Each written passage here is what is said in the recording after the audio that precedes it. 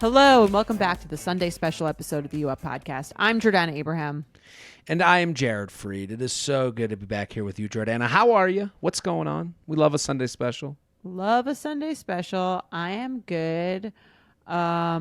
It's a great time to be out and about. It's exciting. Good weather. April 21st. How was Go your? ahead. And it's going to be very, very long ago at this point. You were in here for the earthquake? You missed it? I missed it. Where were you? What's your earthquake tale? Do you have one? Did you feel it? Mike felt it. I didn't feel it. I think we were on opposite sides of the house, and his was shakier. Literally, you might as well have been, 2 miles away from one another with the size of that house. I thought my garage door was just opening. I really had no idea what was going on. But you weren't in New York, right? No, I was in Boise, Idaho, and I woke up, looked at my phone, and it's like, I guess today is earthquake day. It is so weird the way the internet kind of, if you're online, yeah, now we're just gonna talk earthquake all day until sundown, and it's like, well, it's kind of like just a few days later we had the eclipse. Right? Are you an eclipse head? No, I'm not. Did you get the glasses? I didn't get them. So I was on the wrong side of the country for it. So I guess okay. The eclipse was big in Texas, Ohio, New York. You saw it, but I was literally this is kind of what happens when you travel a lot for work. Is there's no days of the week, there's no time. I've kind of felt a little removed lately from just the world and culture, reality. Society. Yeah, just what did you do did you go look at the sun? Did you no. experience it? I didn't get the glasses. I didn't do the thing. I didn't get the glasses. I also don't, I think unless the whole sky is dark like it is in Dallas or Austin, I'm kind of I don't want to look through something else to look at the eclipse. And you see on Instagram, it's all these fucking pictures. It's they're all so stupid. It just looks like a little hole, a little Right. little circle. I'm what is? You don't think it's so you don't get caught up in how small you are in the universe? How I think there's some of that to it. Where that part I like about it. Yeah. This part in time, it'll it doesn't happen again. I don't think for 17 years or something like that. I don't know. I think there's a little bit of it also scares me a little bit. The idea that look at how insignificant we are. It's our lives are just a blip on the radar. You ever see those maps of time and then how long you'll live in comparison to how much time the world has been around? I find it comforting. You find that comforting? That's I think that's nice. I wish I could be more of that than I don't know, well, it's you think nothing matter. It's kind of nothing matters, and that can either be scary or that can be freeing. Right. Who gives a shit? We're all just gonna die. It's great. I know, and I kind of have that feeling when I'm 2 martinis in. Right. I need who gives a fuck? We're all okay. The martinis are paid for.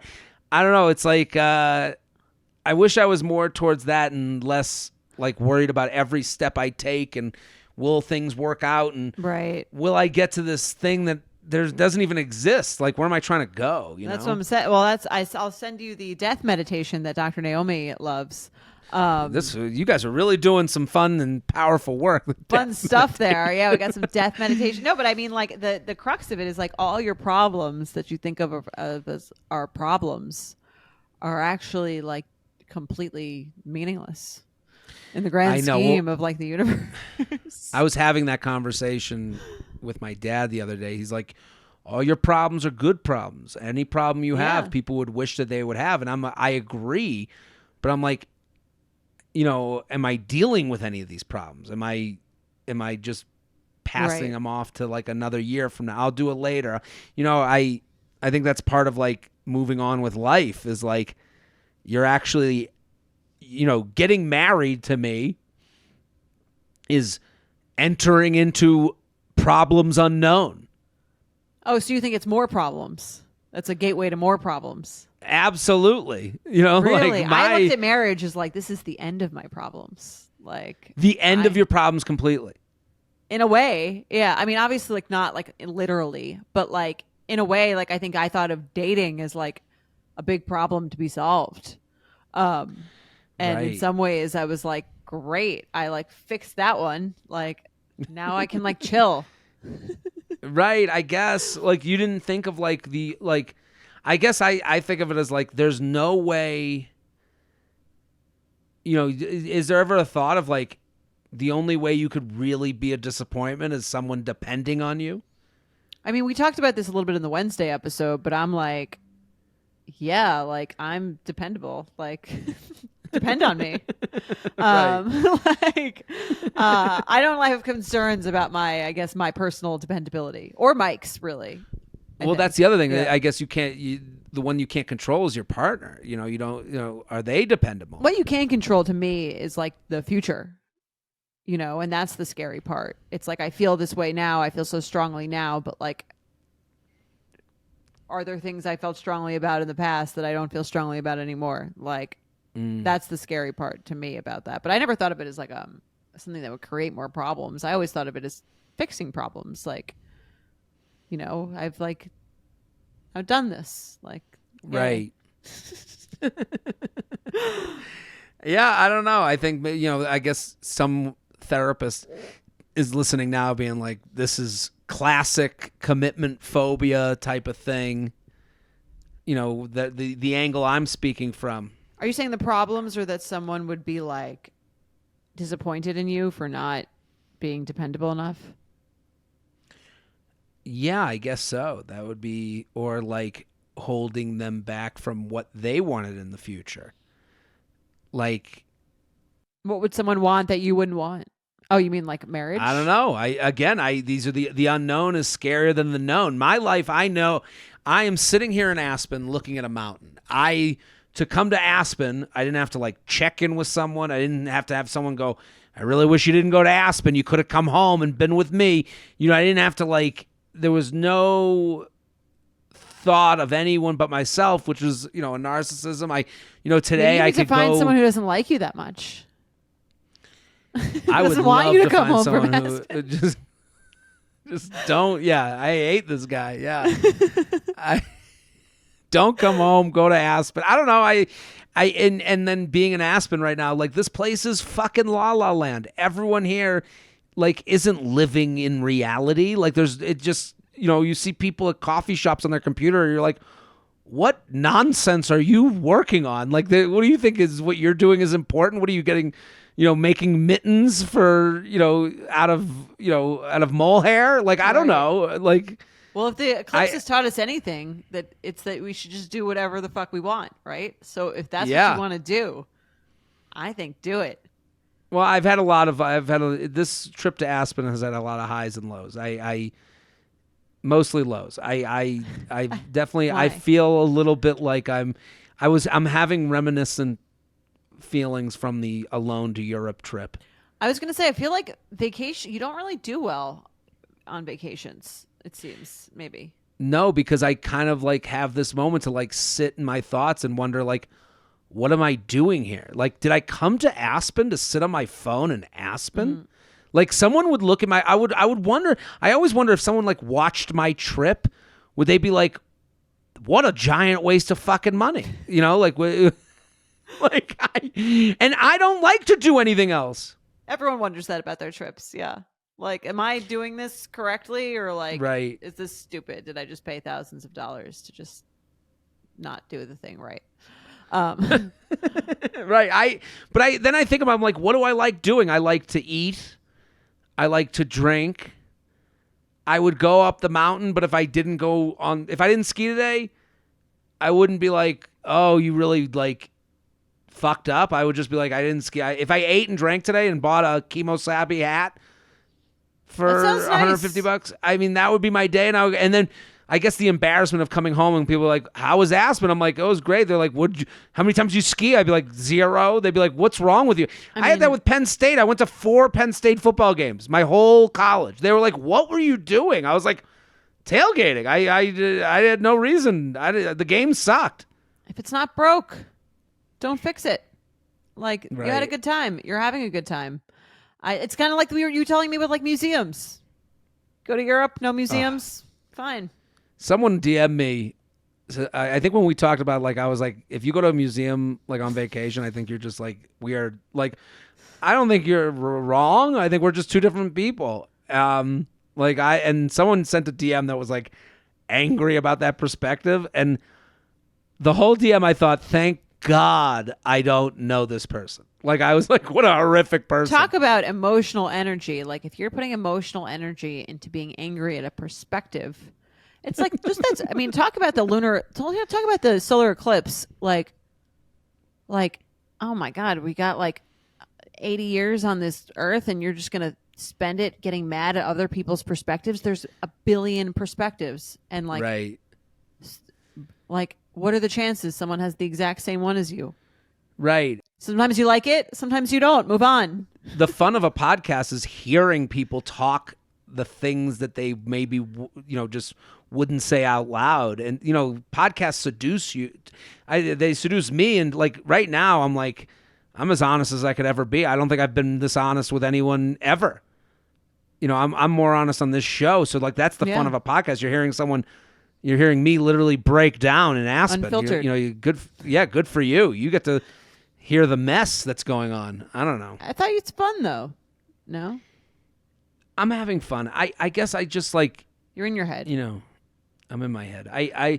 I'm always, I only feel good during the shows recently. I'm like the shows are just like, I don't have to, I can be funny. People laugh. People don't laugh. People... Well, it's comfortable.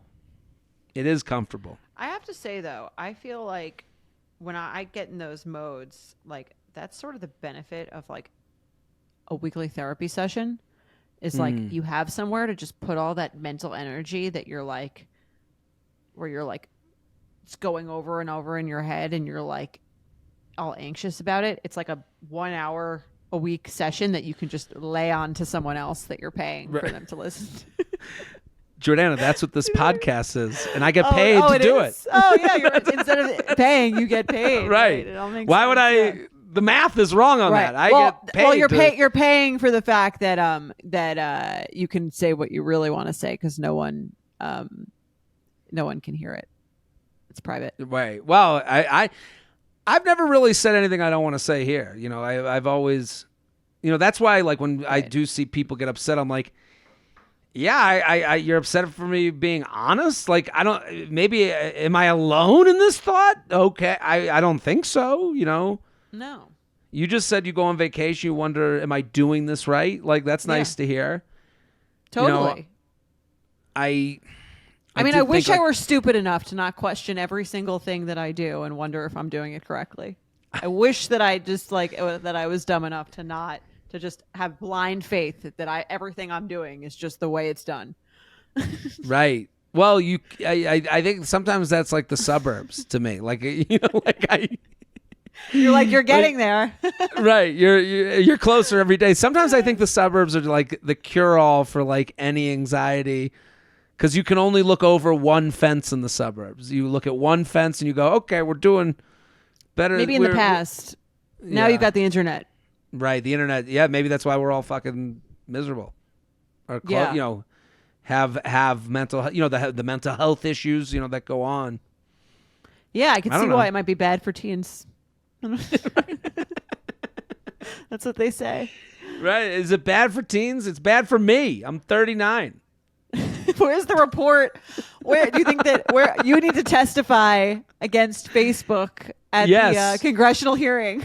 How is this affecting 39-year-old comedians? Right. You think it's easy for me to look at big boobed women in bikinis? Answer for yourself, Mark Zuckerberg. Right. You don't know what it does to my body issues. I love it. All right, let's jump right in. Let's jump right in. Let's do it. This is a good petty or prudent. All right, let's jump right in. I'll read it. Go for it. Hi, huge fan. Thank you for your podcast. It really helped me understand dating better after spending all of my 20s with the asshole who I'm about to tell you about. It's a really positive episode this week, isn't it? Right. It's between the two of us telling you about how we're all going to die. We're all going to die. I don't know why anyone would get married. I'm in Aspen alone. Welcome I'm gonna to buy the dating and relationship I'm gonna buy show. a $300 hat today with a feather in it. I'm losing my fucking mind. My friends got married and had kids. I'm getting my name embroidered into a cowboy hat today. What the fuck is wrong with me? Who's to say who's doing it better? Who's to say? I'll say it. They did it better. They're in the suburbs. They don't know what's going on. They have a job they go to like 5 times a week where they like zone out. Yeah. Wouldn't you love a job where you could zone out? I like my job. You like your job. I like my job. It's in between the job that gets me. It's like it's the well, that's because your job fear is of the all job the time. ending. Yes, it's the fear of being behind in a race that I don't even know who I'm comparing myself to. I don't have any. It's stupid for me to do that. Like things are good. Why would I even? But I think about like. That's I'm the whole theme of my benefits episode. If you guys want to subscribe, like we can get into this right after this. We're recording benefits. Okay, so I'll hold off on it because stay on that subject. Subscribe to benefits so that I can retire one day, please. Please, just do it. $3. Well, how much is it now? It's more than 3. It's $5. But we jacked up the price to take care of my Aspen habit. Exactly. Someone's got to pay for that hat. Okay, go ahead. I'm sorry. Okay. You helped me push myself to get back out there. I also saw Jared at Town Hall, and he was incredible. I've told everyone to see him. Love it. Thank you. I'm really curious to hear your advice on how to proceed with this situation. Last year, my fiance suddenly called off the engagement 5 months before the wedding. I was completely blindsided. I'm still not sure why he left. He had been happily planning the wedding with me up until that point. The wedding was completely planned, and most of it, dress, venue, caterer, DJ, photographer, videographer, flowers, and more, was already paid for on my credit card. Before you ask why, I thought it might be easier for me to pay for everything and then also receive all wedding gifts back into my account since we did not have a joint account. Jordana, let me stop you for 2 seconds. Do you think that's a weird way to pay for the wedding? I don't know. I think that's kind of weird. So, like, she's What's saying the weird part? She's paying for the whole wedding on her credit card, and then she's keeping all the gifts. The cash would go to pay that credit card bill. I would usually, when you get married, you open a joint checking account, and that's like where you pay for things from. To stop I'm not. this email I think she has her reasons. Like, listen, to stop this email for 2 seconds, like everything makes sense after, not during. Right. Like everything makes sense during, and then it doesn't make sense in the moment that shit hits the fan. Then it makes sense after. Like it makes sense to me that he's like holding out on a joint account, put it all. To me, like a lot of men break up before the next step, and before that breakup, they're like setting up the room to get out of it as quick as possible. Right. And it seems as though this is, if I was to be like, that'd be a fun show. Investigate the breakup. I can tell you what happened. This guy was setting up the room so that he could make as quick a getaway as possible. So it's like, yeah, put it on your card. Oh yeah, I'll come to check out the flowers. I'll go along to get along. And then the minute I can hop out of here, it's a little bit easier logistically for me. It seems what he's done. Yeah, I mean, I'm surprised she has that high of a credit limit that she could put everything on and pay for it and not have an issue and then wait until the wedding to get paid back for it. But power to her. Again, like I understand how everything looks different in hindsight. I do feel like I agree with you. It's giving the vibe of like she's saying he's involved, but like the big involvement is part of the big involvement is like putting your fucking credit card down. Like that's when it feels real when you're like, and that's why the joint account like makes it like mathematically easier. Like this idea of like I'll get you back, like IOUs. Like what is this? I would. I mean, again, I don't know like all the details around here. I guess it made sense to her at the time. I think that in itself is a little bit of a red flag. I get why it made sense for her though. I can understand like I'm getting the points. I'll get the money back. We're getting married. All's happy. Until it's not, so, all right. Yeah. The breakup was incredibly ugly, and he and his family were very cruel to me. I wish I gave examples of this, but I'll take her word for it. That spoke to me as well, but go on. At the time, I wanted him to pay me back fully for the wedding since he had let me accrue costs after he knew he would be backing out. He even let me buy my own wedding band the same day he told me he wanted to call off the wedding. Again, Very like, romantic. Just buying the wedding bands, like, put it on your card. I'll get you back. Is he not doing, like, it just seems weird that it does seem there's something weird to me about the fact that she's paying for everything, including her own wedding band, entirely from her account, not even from a joint account.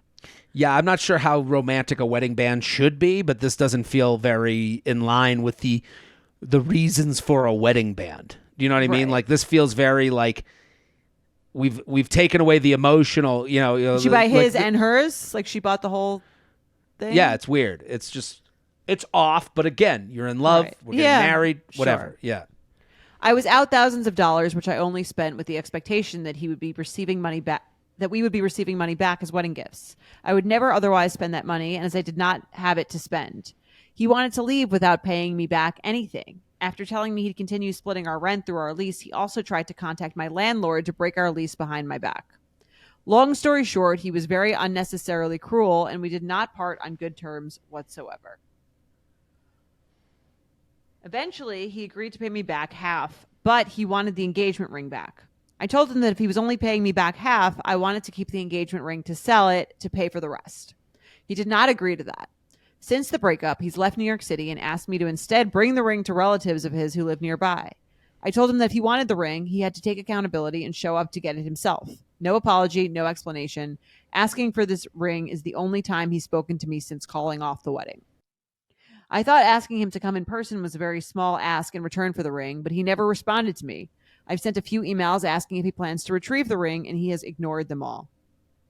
It's been 8 months since my last email to him, so at that point, my friends have advised me to sell the ring at this point. However, the ring was his grandmother's, and it was very important to his uncle that it stay in the family. It's somewhat tempting for me to take the high road and mail it back to his uncle, even though my ex treated me like shit and couldn't be bothered to get it back himself. I've also been made aware that he has since spewed this false narrative that I am his crazy ex, so it's tempting to give it back, so I'd be doing something that directly contradicts that and paints me in a generous light. What do you think? Should I sell it? Mail it back. I'd really like to hear your thoughts. Thank you. So what do we think, Jordana? What do you think? Petty or prudent? Who? Him or her? I guess. Who do you? I don't know. I think where they're you both going? being kind of petty, as happens in like their own way. Again, I don't know what his side of the story is. She admits to the pettiness when she says that I want to do a move that directly contradicts me being the crazy ex. Like the only reason I want to give back the ring is so that I'm the awesome ex and not the crazy ex. That they'll think of me differently. So that is pettiness is about, but I don't think she's being. I don't think her predicament is particularly petty. If I were a judge in a court of law, I would say she should give back the ring and he should pay for 75% of whatever she spent. Wow. Okay. Why 75%? Because he called it off. Okay. He knew that she was paying for it. And he's the one who decided not to get married. She wanted to get married. She's laid out all this money. It's with the intention that she was ready and happy to go through with the wedding. So as it lies, he has paid her back 50% of what was paid for wedding stuff.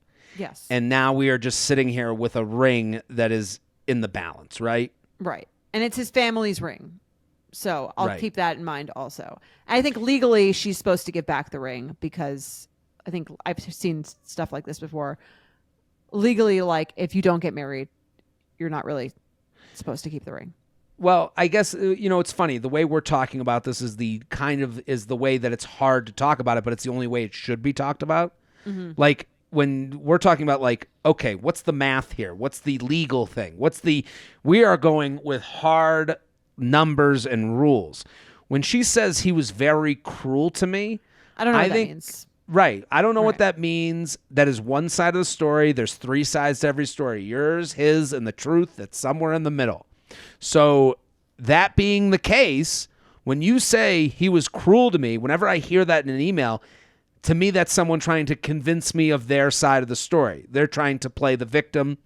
I'm not saying she's not the victim here. I'm just saying I think she has to get away from speaking in emotional terms about something that I'm sure is very emotional. But like, yeah, I when mean, this you is put devastating. I totally get it. Devastating, horrible, wouldn't wish this upon an enemy. But at the same time, if your goal is to get even as far as monetary wise, then that is prudent. If your goal is to get at someone, that is petty. So Right. when she says, like, I think it's petty to need him to personally come over and get the ring. Like, I agree. like, to me, the house is on fire. Let's get the fuck out of this house. So like, do think I it's petty want to not meet your ex that you broke up with, your fiance, in person. Also, I think though. they're both petty, and Yeah. like, but like the I think ask it's and very then, petty. I think it's petty to like to hold the ring ransom for that. But I also think it's petty to not go see someone that you were supposed to be getting married to. right. So like, if I were him in this scenario, like, I would have paid my way. Like, I can't understand his perspective. To me, I'm paying out the ass to never hear from this person again. Like, So what do you think I'm he saying, should? What do you think he should do? when you bring up the 75% thing, at first I was like, no, but that makes sense to me. Like, the way when you lay it out like that, I go, okay, that is thoughtful, and that's not from a place of trying to get me. That's from a place of like, let's figure this out so that we can go on our way and live the rest of our lives. Right. Like, when you say, I need you to come over to pick up this ring and look me in the eye when you take it out of my cold dead hands, I go, oh, this ain't the end. This is never going to end. Yeah. So you think he should pay for the whole thing? If it were me, I would do whatever amount of money it took To never have to see them to again? get this person to get Right. the fuck out of my life. But I do think we're hearing from her side where she's like, I don't know what she wants. Like, when Right. you Does have she want half the money, or money, does she want like him to feel bad? She wants. Right. Well, I mean, she wanted to get married, so I have to imagine it's more about that being hurt. She's clearly very hurt. right? And she says he didn't really. I don't know if this is true, but she says he didn't really give her an explanation as to why, and seems to be avoiding her. So I can see why you're like, oh, I can understand her perspective of like, and I'm not saying it's right at all, but she's like, I have absolutely no power here. This person has ended the engagement with me. They haven't given me any reasons as to taking her at her word. They haven't given Right. me any reasons, and they won't even speak to me. The only leverage I have in this entire situation, I feel completely powerless, is this ring, which he wants back. Was the only reason he was even speaking. The only time he even spoke to me was to ask me about this ring. Right. So she's like, this is like literally all I have, and he's like demanding the ring back, but he won't give me anything that I want, which is just a conversation. Well, it is funny that, like, all that being said, that's pretty petty of her. Like, to me, It is. like, It is like petty, to but, hold like, the ring, yeah. you know, as you said, hold it ransom. But I also like understand the pettiness. Like, for me to move on, I need A conversation. like one last conversation. I know you don't. I don't feel owed it. I just feel like I need it. You know, like, I think that would be okay for her to say, instead of like this ring. I do feel like she's owed it. You don't think she's owed it? Yeah, I owed. I don't know. I don't know. I mean, what I don't know what the conversations were before this. If she's already had a conversation, if he left her a note saying I can't do this, and that was all she got. I don't know what she's gotten so far, but I do think you should. I think everyone is entitled to an in-person breakup, especially if someone has ended an engagement with them, where the other person just has to kind of sit there and like take it and like give back whatever thoughts they can give as to why they've made their decision. The other person doesn't have to agree with it, but I do think Right. What if his explanation is, hey, I came here, I wanted to talk to you and just give you, answer any questions you have. And his answers are all, I don't know. You know, I wish I had an answer. I just wasn't there. Does he just repeat that? Like, it's pleading the fifth over and over again? Like, I guess, I mean, I would have more questions. I'd say, well, when did you not know?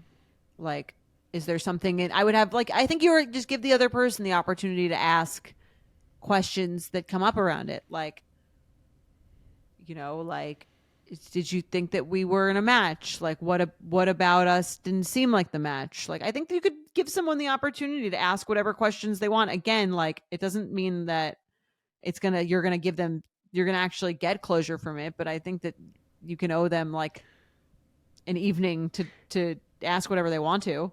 Listen, I agree with you, but I think to me, my opinion on that, if you say, I want you to pick up the ring yourself with the idea of getting that last conversation via this ring, I wouldn't trust that that's going to be like a calmly had conversation where I can give you dress. Right. I'm going to like, I think she's it's a better forced off. Confessional. Right. I think she's better off coming at him with, hey, I want to talk about this. I need one conversation with you. I agree. Totally. And, no, and I instead totally of instead of got the ring, like I think that's gonna get her what she wants more than she's getting it now. You catch more flies with honey. Like, people are gonna not want to like sit and have a breakup talk with you if you're like threatening them. Right. I had a solution that was a little outside of the box. Let's hear it. I think she wrote something very specific in the email about how the ring was important to the uncle. Right. Like, if I were her, I would contact the uncle. Like, because she's wondering whether she should sell it or not. So I would say to the uncle, and I would go, again, he was very cruel, isn't helping. I'm out $20,000, speaks to people. Right. So to me, I'm going to be more responsive to the logistics and the math than I am he was cruel. That's me. So what would you say? What would you do? I would contact the uncle. I'd write an email or whatever I could to get the uncle's information. Because she writes in her email that it was important to the uncle that the ring stay in the family. And this starts with, hey, I know the ring is important to you. I'm sitting here. The cost of what we put in was $100,000. Your nephew gave me $50,000 for half the wedding. He also broke off the wedding. He put me in a position where now I'm out $50,000. I would like to I'm in a position where I need to pay off this $50,000. I'm debating selling the ring, but I know it was important to you. He won't answer me.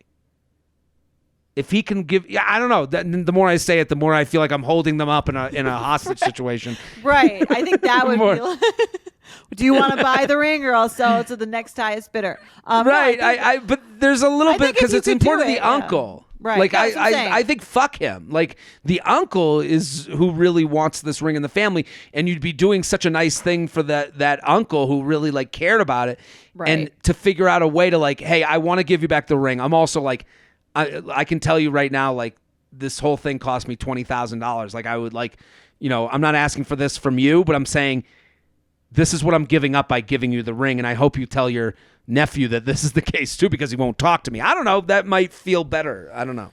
She could try that. I mean, at the end of the day, like, I don't know. It doesn't seem like she's getting back any more money. Right. Would you expect, if you called off an engagement, would you expect to pay for everything that has been paid for until then? Or would I don't know about expect it to be split? I think it's pretty.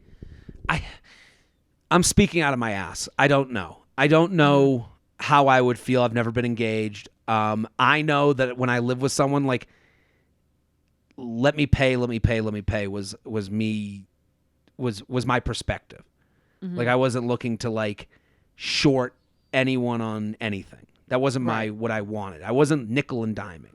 Yeah. If someone came to me and was like, "Well, you didn't pay for I would literally look at them and go, "Here's the money." Like so that's the perspective of like, I'll give you half of the engagement stuff. It doesn't ring emotionally to something that I would do. What would you do? I think I would pay as much as I could, because I would feel terrible that this person not only is now heartbroken and has not getting married. And in debt. but now they're in debt. I mean, kind of, yeah. I think it's Right, like pretty right. messed up to have to deal. And like usually that's why people, if you're the one who breaks up with someone else, like you kind of need to eat shit. You should have Right. You should have a special emergency savings fund for if you break up with someone, so that you can pay your way out of it. Breakups are expensive. Yeah. Yeah. You know? Listen, and being single's expensive. Yeah. You know, like they've got to go to their own apartment. And That's what she said about the apartment. Like he said that she could stay and finish the lease, and then he called to see if they could break it behind her back. it's like, yeah, it seems like this guy's a little bit like, you know, I mean, obviously, like I'll take her word for it. Like it's, you know, but I mean, it's not acting the way I think a stand-up person would act if they had ended. Again, this is all from her perspective, so I don't know if what his version of the story is. If you're listening and you'd like to send it in, would love to hear it. We'll do a Judge J&J. Yes. But going off of her email, because that's all we have, I think he should pay more, but I think she should give back the ring. Hey, I'd like to give you back the ring. I was going, how about this? I would like to, I have the ring. Tell me where to mail it. Just know that it would really make me feel better about this whole situation if you could help me with the debt I incurred via the wedding, which amounts to this much. Send what you can. Right. That could be a good way. Yeah. Right? And here's the thing. If he's not going to pay, he's never going to pay. Does it change you at all because it's a family heirloom? That's why I'm saying that's another. Yeah, I think that's an extra reason why she should send it back. Right. If he had just bought it, I might sell it. If he wasn't answering any of my emails, I might sell it. That to me, the heirloom aspect of it is the only reason I'm like, I would sell it if it was 8 months. I'm with you. 8 months. He's not asked for anything. I'm selling it. And he broke up with me. Yeah. Right. 8 months. The uncle cries about the ring every night. Yeah. Let me help the uncle. I think if you can message the uncle, and like I would try your method of messaging the uncle. If that doesn't work or you don't get an answer from the uncle, sell it. Hey, Uncle Bob, I'm sitting here with the ring. I feel horrible. I'm sitting here with the ring and $10K in debt. Which do you want? Pay the debt or the ring gets it. Yeah, I wonder if there's like a person who's legally supposed to pay for the wedding stuff if you call off an engagement. I don't know if there's any rules about that. Well, I think it's like the Tinder swindler. It's on your credit card. Go fuck yourself. Yeah, well, I guess at the end of that lesson to all the You Up listeners, when you're getting married, make sure join you accounts. Join account, divide all that shit. Well, we did it again. I hope we helped this person. I would love to hear an update from this one specifically. All right, well, we solved dating again, Jordana. We did it. We did it. I'm proud of us. And we'll be back next week with a regular episode. Boom. The You Up podcast is produced by Jorge Morales-Pico, Sean Kilby, and Candice Maniga. Editing by Jorge Morales-Pico and Shannon Sassone. Social media by Candice Maniga. Guest booking by Ali Friedlander. Be sure to follow @u.up.podcast on Instagram and send us your emails to uup@betches.com.